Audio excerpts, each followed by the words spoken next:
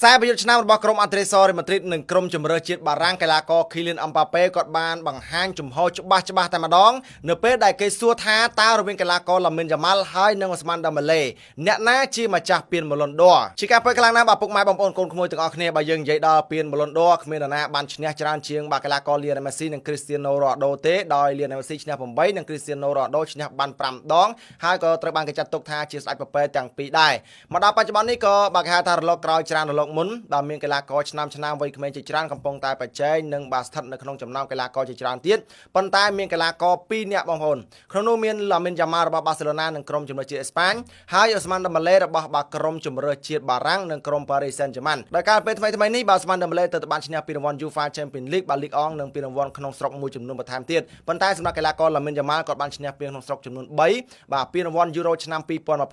ប៉ុន្តែគាត់មិនបានឈ្នះពានរង្វាន់ UEFA Champions League នោះទេដូច្នេះហើយមកដល់ពេលនេះបាទនៅតែមិនទាន់ដឹងថាណាបាទមានភាគរយខ្ពស់ជាងគេនោះទេបងប្អូនមកយើងនិយាយពីបាទពេញមួយរដូវកាលកីឡាករ Lamine Yamal បាទគាត់ពិតជាធ្វើបានល្អខ្លាំងមែនទែនបាទទាំងក្រុមជំនួសជាតិបាទទាំងក្រុមដែលមានបន FC Barcelona ហើយ Ousmane Dembélé បាទចាប់តាំងពីចាក់ចេញពីក្រុមបាទ Barcelona ចូលរួមជាមួយនឹងក្រុម Paris Saint-Germain គាត់បែរជាលែងមានបញ្ហារបួសហើយកាន់តែធ្វើបានល្អទៅទៀតហើយក៏ខ្លាចជាបេក្ខភាពបាទក្នុងការប្រជែងពាន Ballon d'Or នេះឯងយ៉ាងណាមិញតើតើជាមួយនឹងរឿងរ៉ាវដ៏ចម្រូងចម្រាសមួយនេះបាទក្រោយបញ្ចប់ការប្រកួតពានរង្វាន់ UEFA Champions League ដែលបារាំងបាទចាញ់ជាមួយនឹងក្រុមជំនួយជាតិអេស្ប៉ាញក្នុងលទ្ធផល4-3នេះបាទកីឡាករបាទ Kylian Mbappé ដែលជាកាប៉ីតានក្រុមផងបាទនិងជាមិត្តរួមក្រុមរបស់កីឡាករ Ousmane Dembélé ផងគាត់បានឆ្លើយទៅអ្នកសារព័ត៌មានវិញថា